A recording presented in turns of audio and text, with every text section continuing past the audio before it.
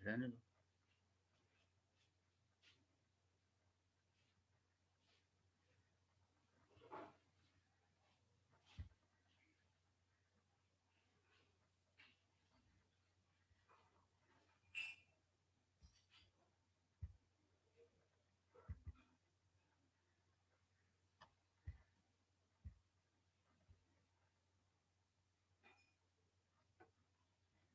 Hello hello hello. आ रही sir, आवाज आ रही सर। सही।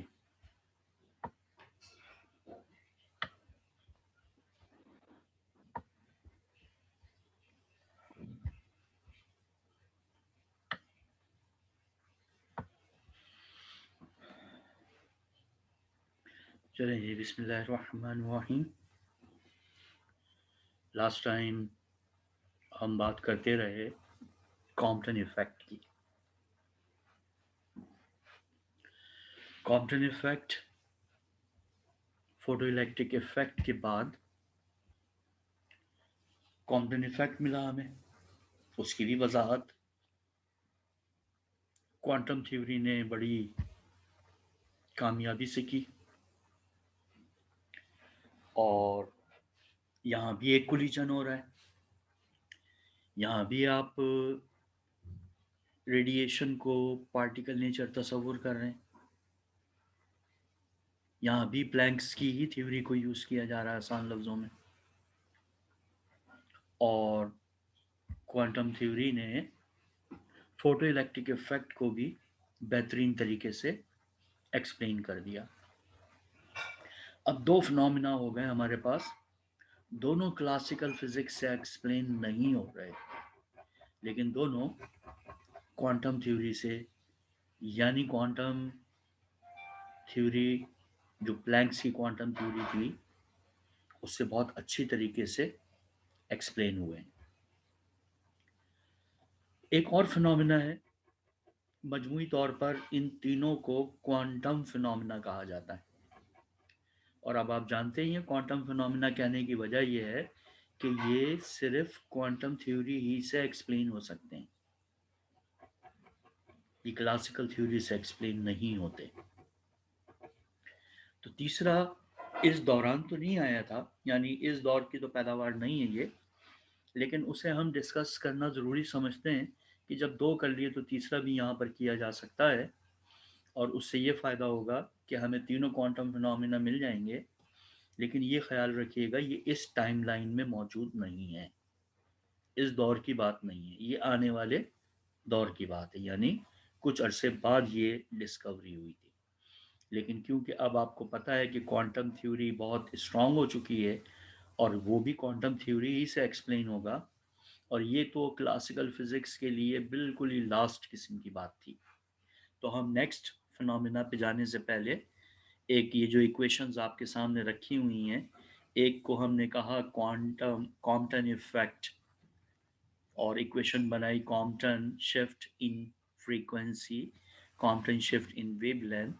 और एक अगर एंगल को 90 रखकर कैलकुलेशन कर ली जाए तो जो कुछ भी आपको मिला उसे क्वांटम वेवलेंथ कहा जाता है।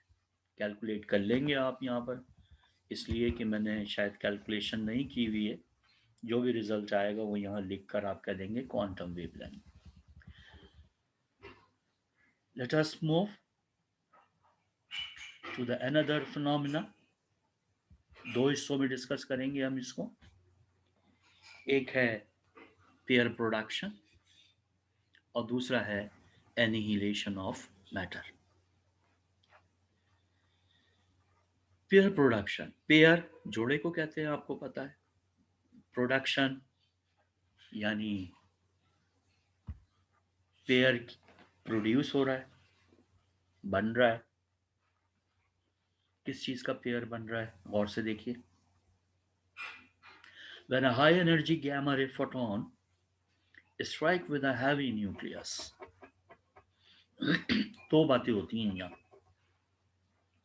या तो ये एब्जॉर्ब हो जाएगा गैमा रे, अगर एब्जॉर्ब हो गया तो न्यूक्लियर रिएक्शन होगा, और उस न्यूक्लियर रिएक्शन को फोटो डिसइंटीग्रेशन का नाम देंगे, जिसे हम न्यूक्लियर फिजिक्स में पढ़ेंगे बाद में। और अगर ये एब्जॉर्ब ना हो, सिर्फ कोलिजन ही हो लाइक अ पार्टिकल, तो gamma ray photon heavy nucleus से टकराने के बाद गायब हो जाता है। कहाँ गायब हो गया? नोट किया गया कि उस जगह पर एक दो पार्टिकल्स पैदा हुए, जिनमें से एक पार्टिकल इलेक्ट्रॉन और दूसरा पॉजिट्रॉन है। ख्याल रखिएगा, पॉजिट्रॉन, नॉट प्रोटॉन। पॉजिट्रॉन की क्या खास बात है कि ये इलेक्ट्रॉन के मास के बराबर होता है, लेकिन इस पे चार्ज प्लस का होता है। यानी ऐसा इलेक्ट्रॉन जो पॉजिटिवली चार्ज रखता है पॉजिट्रॉन कहलाता है। ये पेयर जो है यहाँ प्रोड्यूस होता है, और इस फिनोमिना को पेयर प्रोडक्शन कहा जाता है। When a high energy gamma ray photon strike with a heavy nucleus, then photon disappear and a pair of particles, electron and positron, produce. The phenomena is called the pair production. इस phenomena को हम pair production कहते हैं। जरा गौर कीजिए तो पता चलेगा कि एनर्जी मास में कन्वर्ट हो रही है। एनर्जी मास में कन्वर्ट हो रही है, एनर्जी गायब, और उसकी वजह से मास प्रोड्यूस हो गया। नेचुरल फिनोमिना है, हमारा कोई इख्तियार नहीं है इसमें। यानी ये सिर्फ ऑब्जर्व किया गया, और इसको मेटलाइजेशन ऑफ एनर्जी भी कहा गया। मेटलाइजेशन ऑफ एनर्जी यानी एनर्जी का मैटर में तब्दील हो जाना। तमाम conservation loss, all the conservation laws such as the conservation of energy, conservation of linear momentum and conservation of charge, सब के सब होल्ड करते हैं। The phenomena is also known as the materialization of energy, जैसे कि अभी मैंने आपको बताया। और अगर हम कंजर्वेशन ऑफ एनर्जी की इक्वेशन सामने रखकर इस पेयर प्रोडक्शन की इक्वेशन बनाएं, तो आप देखेंगे कि लेफ्ट पे ई यानी एनर्जी ऑफ फोटोन, जो बराबर हुआ किसके? दो रेस्ट मास एनर्जीज के, यानी मास में तब्दील हो गई है। टू लगा हुआ है, यानी दोनों के मासेस सेम, चार्ज ऑपोजिट, और बाकी जो एनर्जी बची वो काइनेटिक एनर्जी ऑफ इलेक्ट्रॉन और काइनेटिक एनर्जी ऑफ पॉजिट्रॉन की फॉर्म में मौजूद है। दोनों एनर्जीज को एक साथ लिख दिया हमने, मिला दिया, सम कर दिया, और नीचे लिख दिया काइनेटिक एनर्जी ऑफ पेयर। ई को एच न्यू, और फिर नेक्स्ट इक्वेशन में सर जो एनर्जी इस पे जो है ना एक्सीडेंट हो रही है, तो अगर हम फोटो इफेक्ट में देखें तो वहाँ पर जो एनर्जी जो कोलिजन हो रहा था वो इलेक्ट्रॉन के साथ हो रहा था, यानी वो इलेक्ट्रॉन मूव कर रहे थे। तो यहाँ पर ये पहले इलेक्ट्रॉन के साथ करेगा क्योंकि न्यूक्लियस तो अंदर है, फिर न्यूक्लियस के साथ। तो इस पे जो है ना हम इस ये पेयर प्रोडक्शन से दो काम ले सकते हैं, वो फोटो इलेक्ट्रिक इफेक्ट वाला और ये भी। देखें, ये डिपेंड करता है एनर्जी पे, गैमा रे की एनर्जी पे। अगर उसकी जी एनर्जी इस काबिल है कि वो फोटो इलेक्ट्रिक इफेक्ट करने के बाद न्यूक्लियस से टकरा कर जी सर, पेयर प्रोड्यूस कर सकता है, तो बिल्कुल दोनों सकते हैं। सही है। और अगर सही उसकी है। एनर्जी वहाँ इलेक्ट्रॉन को दे दी, एनर्जी कम हो गई, फिर वो पेयर प्रोडक्शन प्रोड्यूस नहीं कर सकता। यानी इतना आटा आपके पास नहीं है कि दो रोटियां बना सकें। बिल्कुल उसी तरह से बात है ये भी कि इतनी एनर्जी नहीं है कि दो पार्टिकल पैदा हो सकें। जिनके सर तो masses पेयर प्रोडक्शन के लिए हमें कितना एनर्जी दरकार होनी चाहिए? वो अभी हम आगे आते हैं इसमें नीचे, तो आपको पता चल जाता है अभी। Thank you. तो ये जो इक्वेशन सर यहाँ टकराने से क्या मुराद, वहाँ पे कोई रिएक्शन हो रहा है नहीं, कोलिजन जो पॉजिट्रॉन बन रहा है? क्लासिकल कोलिजन, जैसे चीजें आपस में टकराती हैं। यहाँ हैवी न्यूक्लियस है, यानी यहाँ जिस चीज से वो टकरा रहा है वो बहुत बड़ी है उसके मुकाबले में। किसके मुकाबले में? गैमा रे फोटॉन के मुकाबले में साइज बहुत ज्यादा है उसका। सर जी सर ये जो अभी जो हम जो रेज ले रहे हैं वो गैमा रेज की फ्रीक्वेंसी ले रहे हैं ना सर? सर फॉर एग्जांपल अगर हम इससे ज्यादा फ्रीक्वेंसी की रेज ले लें तो सर न्यूक्लियस से और भी पार्टिकल्स बाहर निकलेंगे?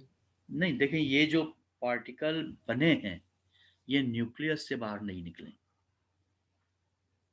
ये जहन में अच्छी तरह क्लियर कर लें कि इसके जी जी टकराने के बाद जो पार्टिकल्स जी की बात हो रही है वो न्यूक्लियस से नहीं निकले। ठीक है, मतलब एक वो इलेक्ट्रॉन और एक पॉजिट्रॉन है, ठीक है हाँ, सर। ये गैमा रे कन्वर्ट हो गई है मास में। ठीक है, तो सर वो कोई अगर कॉस्मिक रेज वगैरह इसमें से हम वो कराएं, पास कराएं, तो सर इसमें से और मैं यही पूछ रहा हूँ कि पॉजिट्रॉन के अलावा कोई और पार्टिकल्स निकल सकते हैं जी एटम से? अभी मैं आगे बढ़ता हूँ तो उस ये बात क्लियर हो जाएगी। Okay sir, thank you. ये तो इक्वेशन आपने देख ली कि किस तरह से एनर्जी दो मैसेज बना रही है ये, और बाकी एनर्जी काइनेटिक एनर्जी की फॉर्म में। नीचे हमारे पास ये आपके कुछ और मजीद सवालों के जवाब आ रहे हैं। The critical energy of photon for the pure production must be, कि फोटोन की क्रिटिकल एनर्जी कितनी होनी चाहिए कि प्योर प्रोडक्शन हो जाए। तो हमने कहा कि दो मैसेज बन जाएं बस। तो दो मैसेज बनने के लिए दो रेस्ट मैस एनर्जीज ले ली हमने। M naught C square is electron, और 2 से मल्टीप्लाई करने का मतलब इसमें पॉजिट्रॉन भी शामिल हो गया, 2 हो गए। अब अगर मैं गौर करूं तो ये तो कांस्टेंट है मेरे पास, मैंने वैल्यूज रखी 2 एज इट इज, इलेक्ट्रॉन का मास या पॉजिट्रॉन का mass is the same thing, और वेलोसिटी ऑफ लाइट और उसका स्क्वायर। अब जब मैंने इसको सबको मल्टीप्लाई किया तो we get 163.8 into 10 to the power minus 15 joules. फिर जब इसको इलेक्ट्रॉन और मिलियन इलेक्ट्रॉन वोल्ट में कन्वर्ट किया तो ये रिजल्ट बनता है 0.55 मिलियन इलेक्ट्रॉन वोल्ट। इसी तरह चेक कर लीजिएगा, क्योंकि मैंने करके नहीं देखा है, तो हो सकता है कि ये टर्म जो आपके सामने लिखी हुई है इसमें थोड़ा सा फर्क आए। जो भी आए उससे हमें कोई मतलब नहीं, नीचे जगह छोड़ी हुई है मैंने यहाँ पर। आप लिख सकते हैं the photon with energy greater than this one can produce pair production।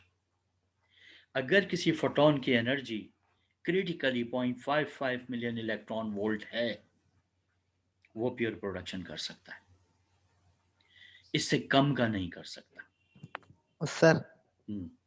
Sir अभी ये एनर्जी तो हमें जो आपने बताया, लेकिन कोई इस तरह आप बता सकते हो कि ये एनर्जी जो है ना इतना होगा जिस तरह हम कह रहे हैं कि 5 न्यूटन अगर हम किसी पे लगाए तो वो 5 मीटर तक इस तरह चल जाए, तो अगर यानी ये एनर्जी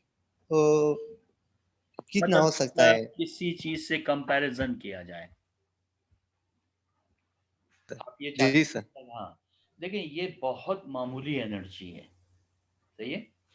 देखिए जी सर। -15 आ रहा है, -15। तो रोजमर्रा की जिंदगी में मेरे पास कोई ऐसी एग्जाम्पल नहीं है कि जिसका मैं जवाब आपको ये कह दूं कि इसके बराबर। ये -15 तो आपको पता है ना, ठीक 0.00 के बाद सर। 15 जीरो लगाएं। सर जी जी सर जब ये इतना कम है तो फिर ये वो यानी वो ये एनर्जी जो है ना फिर में तो हम आसानी के साथ कर सकते हैं। तो जब यूरेनियम न्यूक्लियस हम तोड़ते हैं तो उसके लिए तो हमें बहुत ज्यादा एनर्जी की जरूरत होती है। तो सर इसमें थोड़ा मुझे वो प्रॉब्लम है। नहीं, उसको तोड़ने के तरीक़ेकार डिफरेंट है। यहाँ मैंने अभी आपसे अगर ये एब्जॉर्ब हो गया, न्यूक्लियस ने इसको एब्जॉर्ब कर लिया, न्यूक्लियस के अंदर चला गया तो न्यूक्लियर रिएक्शन वो चीज़ बिल्कुल डिफरेंट हो जाएगी, यानी जी जी तरह ही बिल्कुल डिफरेंट हो जाएगा। लेकिन यहाँ पर जो बात हो रही है वो कोलिजन की हो रही है, और इसको ये ना समझें कि ये इतनी मामूली एनर्जी है तो मैं हाथ के इशारे से भी अगर ऐसे धक्का दूंगा तो हो जाए, नहीं। इसलिए कि जिस लेवल पे ये चीज़ हो रही है उसका साइज 10 की पावर -15 मीटर तक है, तो आप वहां तक पहुंच ही नहीं सकेंगे।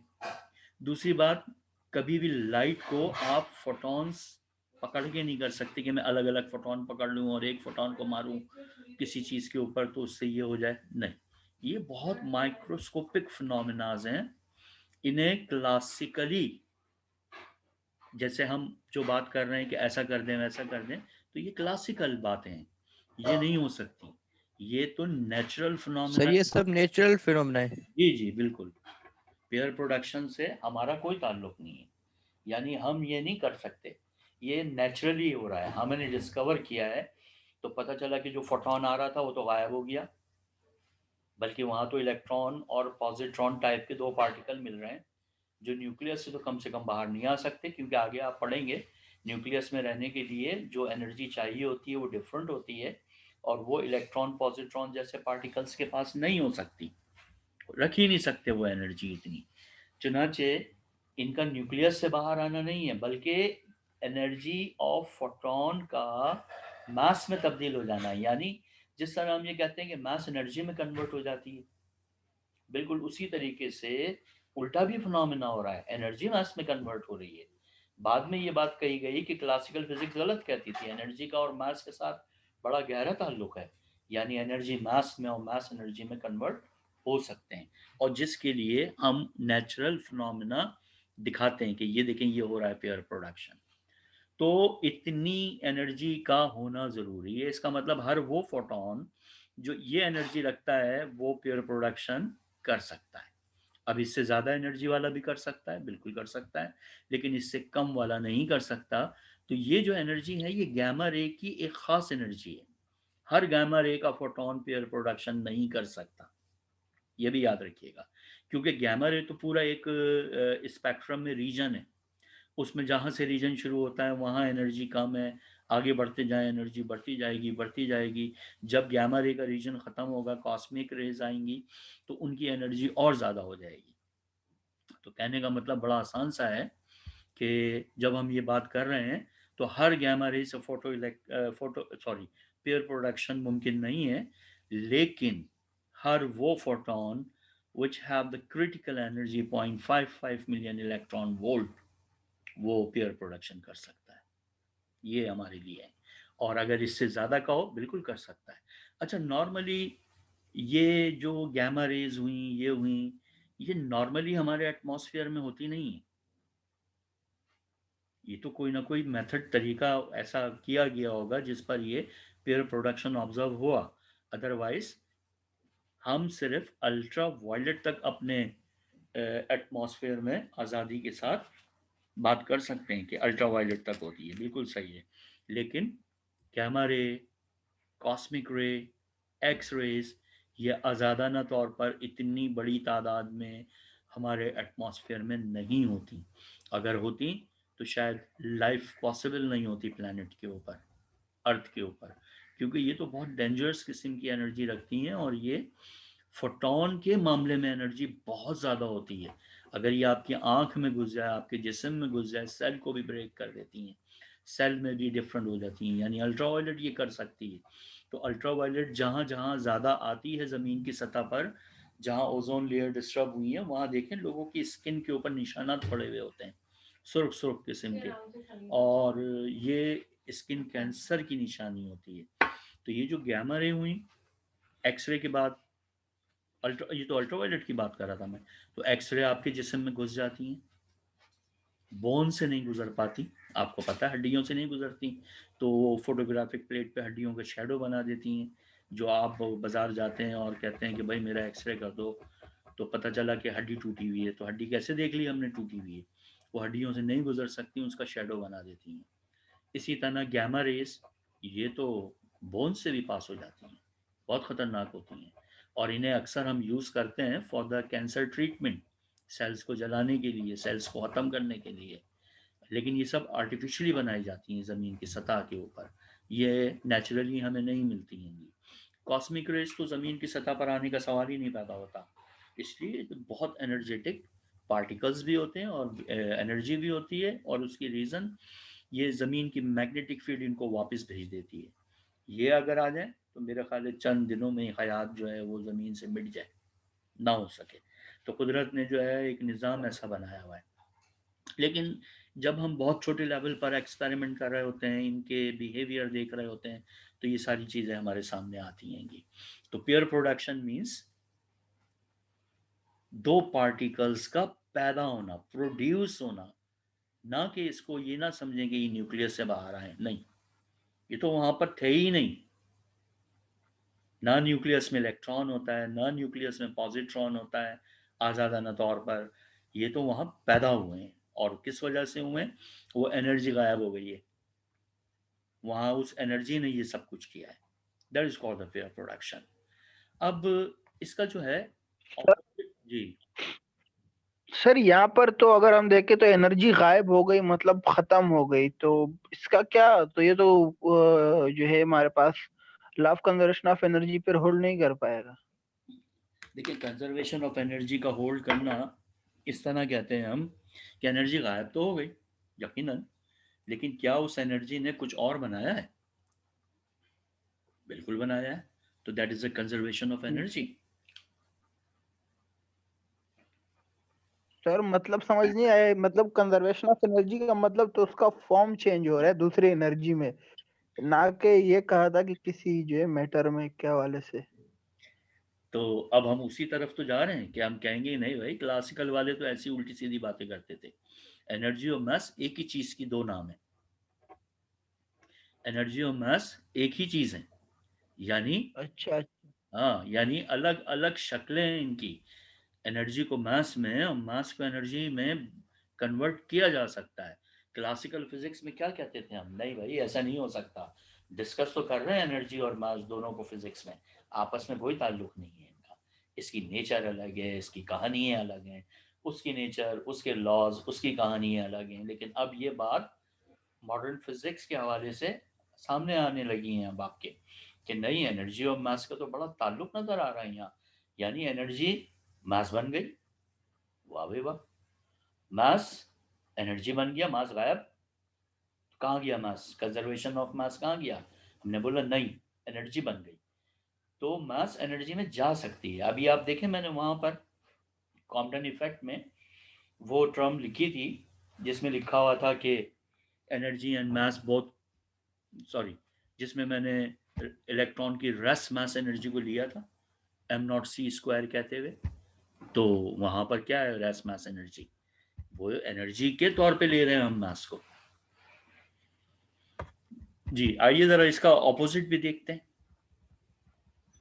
The reverse of pair production also exist in nature. Pair production तो देख लिया आपने क्या हुआ, कि एक मखसूस एनर्जी का फोटोन जिसने न्यूक्लियस से टकराकर अपनी एनर्जी मास में बदल दी। तो अब आप कंजर्वेशन ऑफ एनर्जी को सिर्फ कंजर्वेशन ऑफ एनर्जी में ही नहीं ले सकते कि एक एनर्जी दूसरी एनर्जी में तब्दील हो गई। हम ये भी कह सकते हैं कि एनर्जी मास में भी तब्दील हो सकती है, और कंजर्वेशन E=mc² की इक्वेशन से बिल्कुल वाज़ेह तौर पे होगा, वहाँ पर ऐसा ही होगा।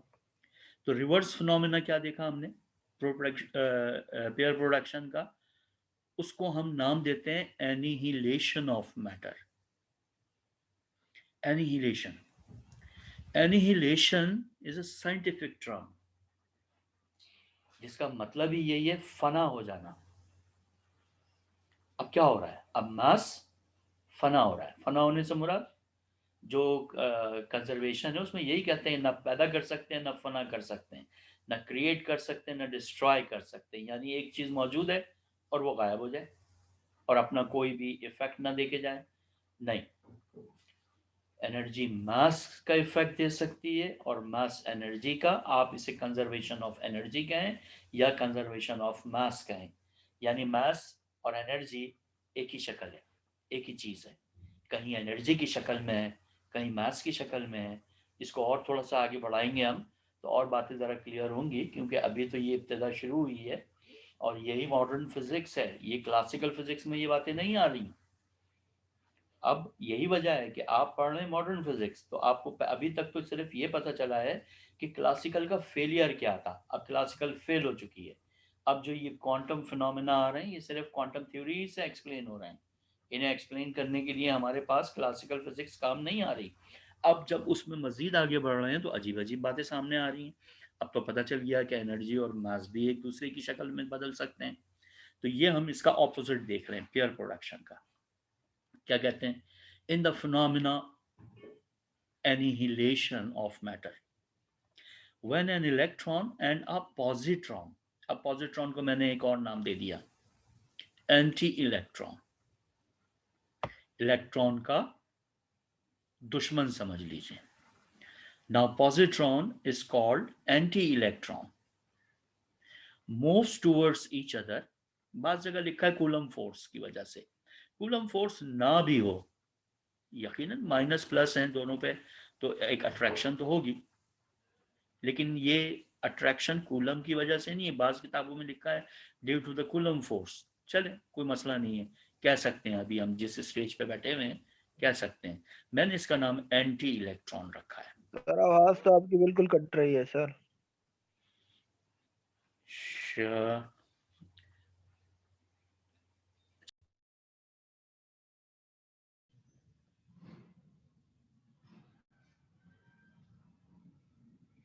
हाँ भाई चले गए सर। हाँ पता नहीं यार, अभी ज्वाइन कर रहा है। नहीं नहीं आ गए।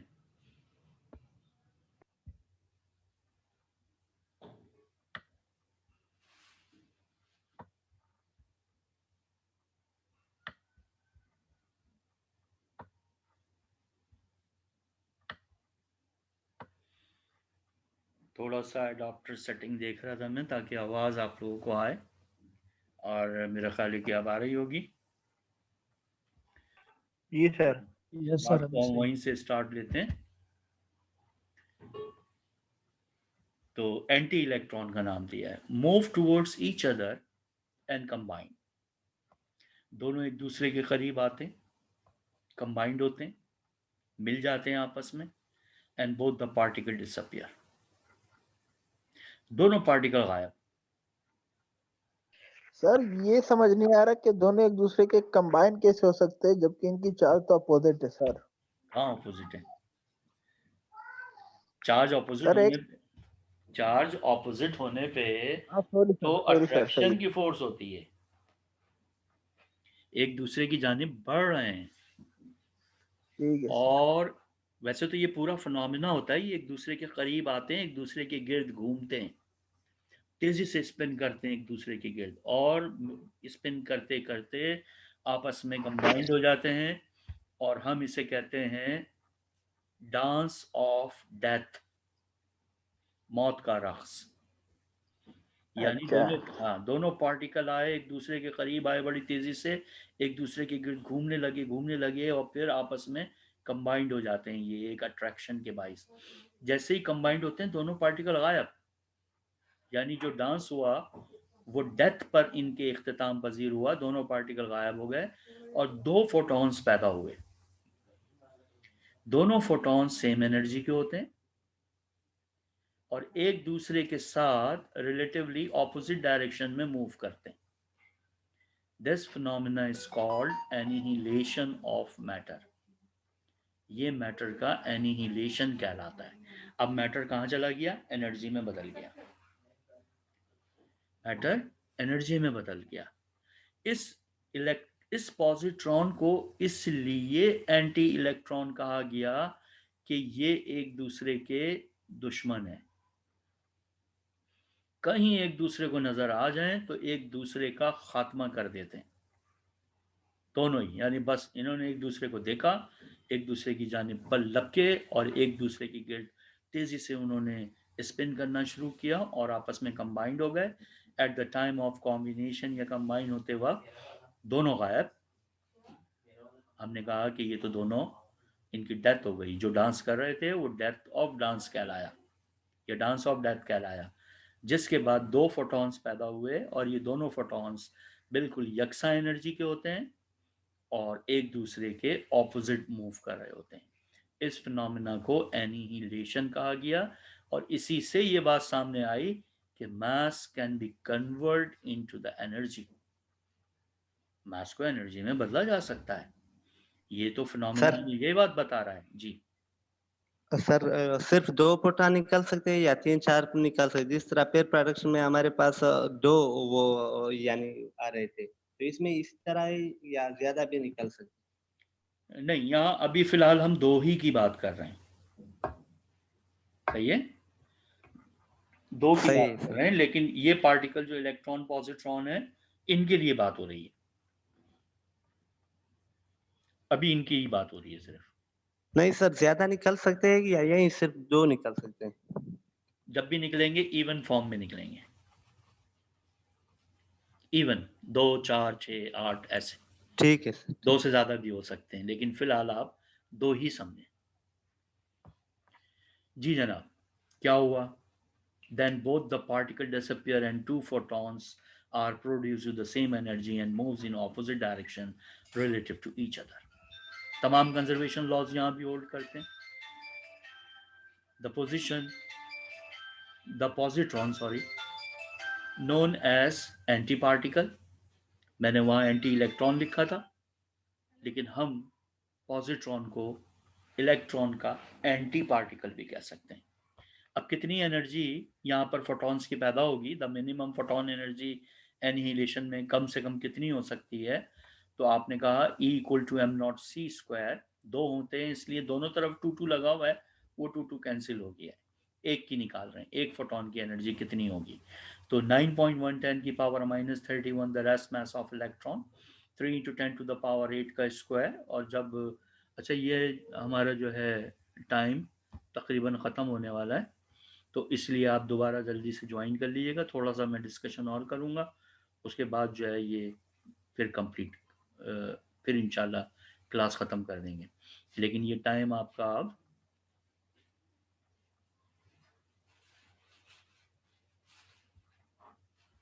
तकरीबन ख़त्म पे, दोबारा ज्वाइन कीजिए, फिर मैं बात को कंप्लीट करता हूँ।